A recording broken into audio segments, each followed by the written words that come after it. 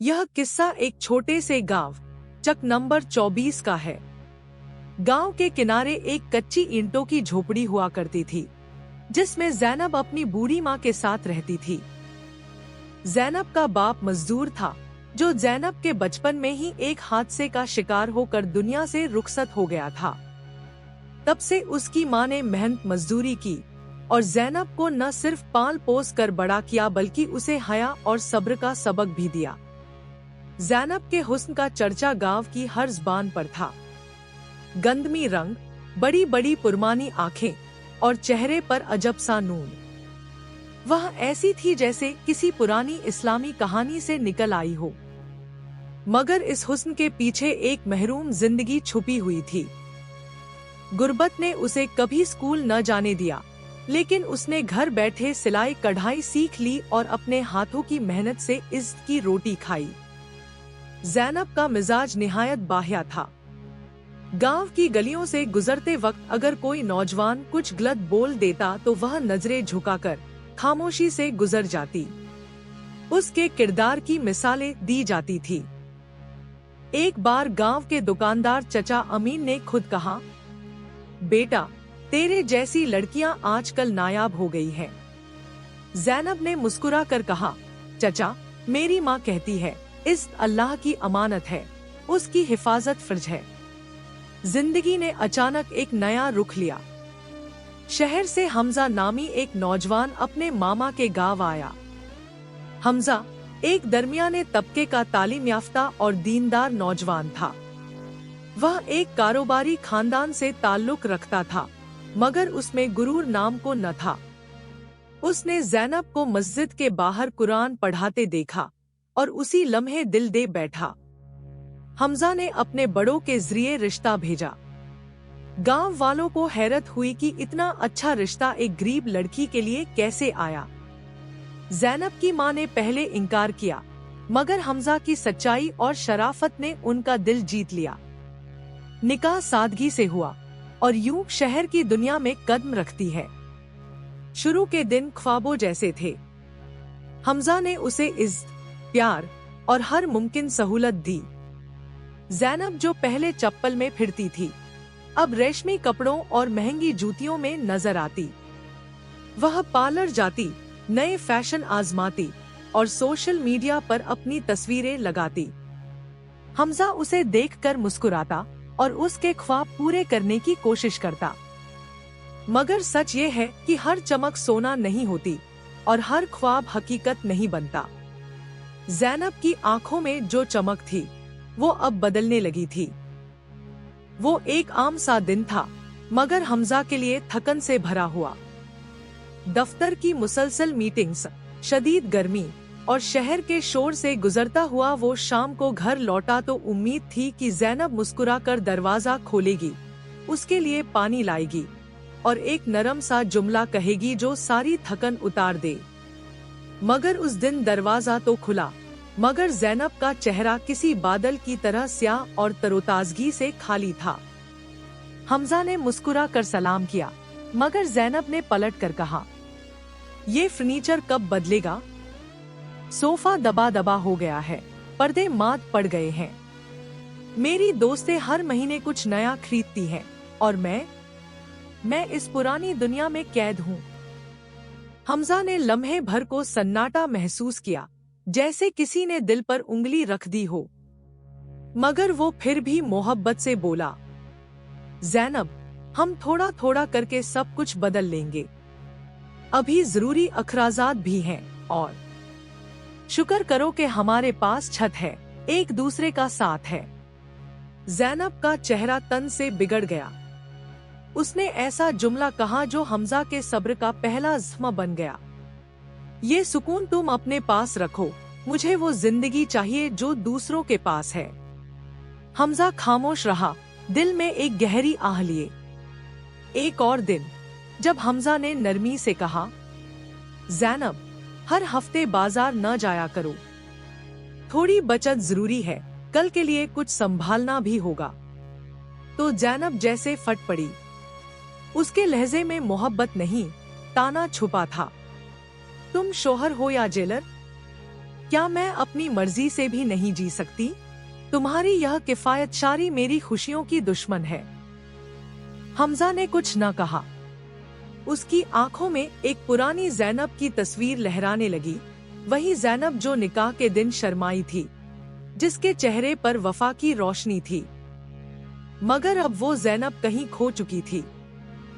सिर्फ शिकवे रह गए थे और उन शिकवों के पीछे नाशुक्री का पहला जहर अपना काम कर चुका था। वक्त की रफ्तार तेज हो चुकी थी, मगर मोहब्बत की धड़कनें धीरे धीरे मध्यम पड़ रही थी।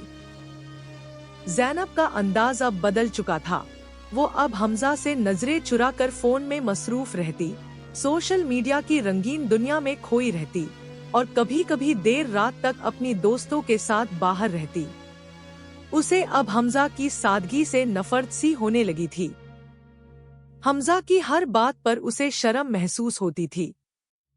अब उसे वो बीवियां अच्छी लगने लगी थी जो महंगे कपड़े पहनती थी, बड़ी गाड़ियों में घूमती थी और हर हफ्ते किसी नए रेस्टोरेंट की तस्वीरें लगाती थी। जैनब ने भी वैसा बनने की कोशिश शुरू कर दी। वो हर वक्त मुकाबले में रहती। हमजा की तनख्वाह, उसका अंदाज, उसकी सोच, सब कुछ उसे कमतर लगने लगा। हमजा ने हर बार सब्र किया, हर बार दिल को ये कहकर तसल्ली दी, शायद ये वक्ती दौर है, शायद मेरी जैनब को दुनिया ने बहका दिया है, शायद वो वापस आ जाएगी। मगर एक रात जब दिल ने और बर्दाश्त से इनकार कर दिया, वो जैनब के पास गया। उसकी आंखों में नमी थी और आवाज में वो टूटा हुआ सोज जो सिर्फ दिल से निकलता है। जैनब, क्या मेरे खुलूस की कोई कद्र नहीं? मैं तुम्हारे लिए जीता हूँ, तुम्हें खुश रखने की कोशिश करता हूँ, मगर तुम्हारी खुशियों की सरहदें अब मेरे वजूद से बाहर हो गई हैं। जैनब ने हंसते हुए एक ऐसा जुमला कहा जो हमजा के दिल के आखिरी कोने को भी जख्मी कर गया। मोहब्बत एक पुराना फैशन है हमजा, अब तो इज्जत भी ब्रांड से मिलती है। तुम्हारी मोहब्बत न मेरे ख्वाब पूरे करती है, न मेरा मकाम बनाती है। हमजा के जिस्म में एक लर्जिश सी दौड़ गई।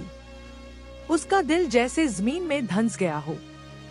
उसने जैनब की आंखों में देखा, वहाँ अब अपने लिए कोई नरम गोशा न था, सिर्फ एक अजनबियत थी। वो अजनबियत जो सबसे खतरनाक होती है। वो लम्हा खामोशी का लम्हा था, न कोई चीख, न कोई आ, सिर्फ दिल के अंदर एक चीख उठी जिसकी बाज़गश्त सिर्फ हमजा ही सुन सका। वक्त वो जालिम मरहम है जो ज़ख्म तो देता है मगर उन्हें भरने की उम्मीद भी छीन लेता है। हमजा का चेहरा इन महीनों में ऐसा हो गया था जैसे कोई बुजुर्ग दरवेश, खामोश, थका हुआ मगर सब्र से भरा हुआ। उसकी आंखों में अब दुआओं के साथ साथ दर्द भी शामिल हो गया था। वो हर रात सजदे में गिरकर जैनब के लिए रोता था, रब के हुजूर हाथ फैलाए बस एक ही दुआ करता, या रब, अगर ये मेरी आजमाइश है तो मुझे हिम्मत दे, और अगर ये उसकी भटकी राह है तो उसे वापस लौटा दे। मगर जैनब के दिल में अब दुनिया का शोर बस चुका था। हमजा की सादगी, उसका प्यार अब उसे एक बोझ लगने लगा था। उसका दिल अब ऐसी आजादी चाहता था जिसमें ना कोई हद हो, ना कोई पाबंदी। एक शाम जब आसमान पर धुंधली सुर्खी छाई हुई थी और घर पर खामोशी की एक चादर तन चुकी थी, जैनब ने वो जुमला कह दिया जो हमजा के दिल को चीर गया। हमजा, मुझे तलाक चाहिए, मैं इस कैद से आजाद होना चाहती हूँ। हमजा ने पलकें झुका ली और शायद पहली बार उसने अपने रब से दिल ही दिल में कोई शिकवा किया। वो कमरे में गया, दराज खोली, कलम निकाला और सफेद कागज पर कांपते हाथों से सिर्फ 3 लफ्ज लिखे, मैं तलाक देता हूँ। उसने वो कागज जैनब के सामने रखा। उसकी नजरें जमीन पर थी और दिल चीख रहा था, मगर जुबान पर खामोशी का ताला था। जैनब ने वो कागज इस अंदाज में उठाया जैसे कोई इनाम मिल गया हो, जैसे कोई कैद की जंजीर टूट गई हो। उसकी आंखों में कोई नमी नहीं थी, सिर्फ एक घमंड से भरी बेनियाजी थी। अगले दिन वो अपनी दोस्त के साथ एक नए फ्लैट में मुंतकिल हो गई, एक ऐसी जिंदगी की तरफ जिसे वो आजादी कहती थी और जो दरहकीकत तन्हाई का जंगल थी। शुरुआत में सब कुछ नया और खूबसूरत लगा। फ्लैट का नया माहौल, खरीदारी की आजादी, अपनी मर्जी से जीने का अधिकार। वह हंसती, गाती, पार्टियों में जाती, सोशल मीडिया पर अपनी तस्वीरें पोस्ट करती और खुद को कामयाब समझती।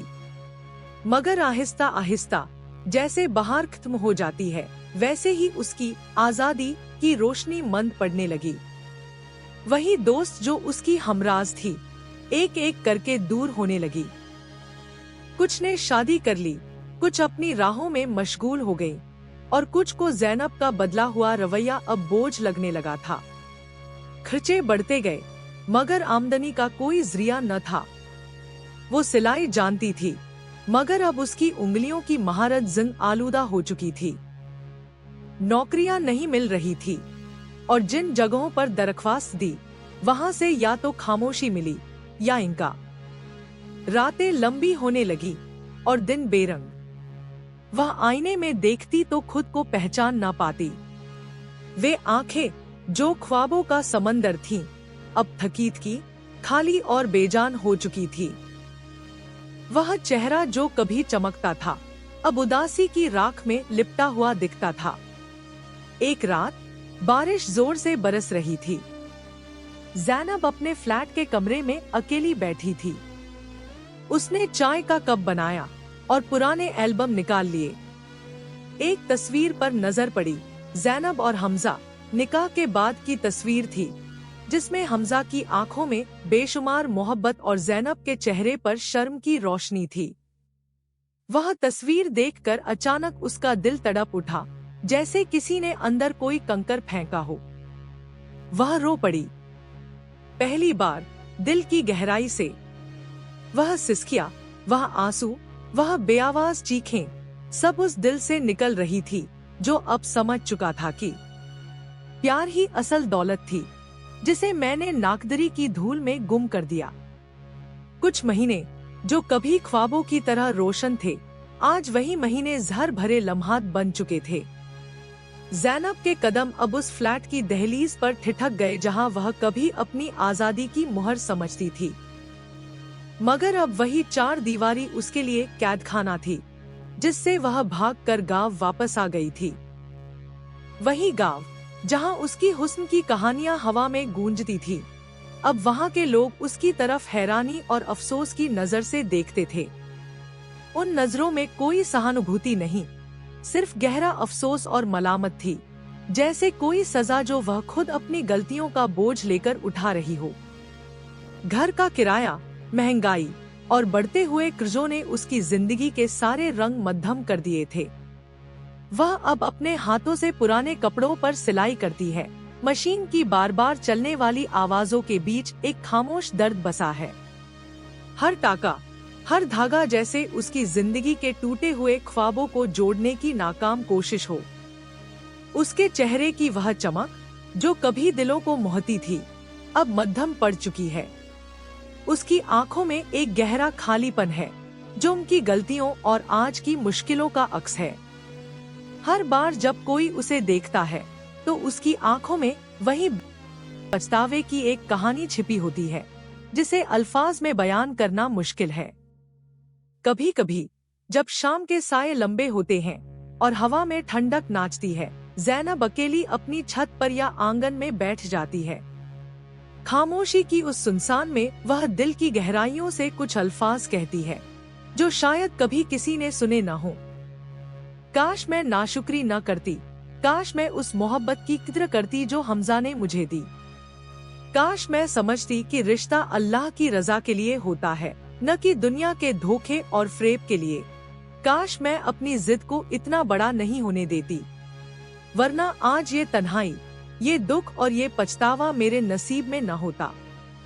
इन अल्फाज के साथ उसकी आवाज में एक ऐसा दर्द होता है जो दिल को चीर देता है। वह जानती है कि उसने जो राह चुनी थी, वह उसे मोहब्बत से दूर ले गई, उसे तन्हाई की गहरी खाई में धकेल दिया। वह अब जान चुकी है कि जो चीज सबसे कीमती थी, वह मोहब्बत, वह खुलूस, वह ईमान, उसे उसने खुद अपने हाथों से खो दिया।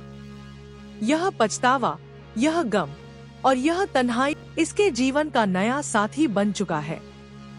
और वही ज़ैनब जो कभी सबकी दिलरुबा थी, आज बस एक खामोश, थकी हुई औरत बन चुकी है, जो गुजरते वक्त की तिलासी को दोहराते हुए सिर्फ एक दुआ मांगती है, अल्लाह मुझे माफ कर दे और जो भी रास्ता है मुझे उस पर चलने की हिम्मत दे। ये कहानी सिर्फ ज़ैनब की नहीं, ये हम सब की कहानी है।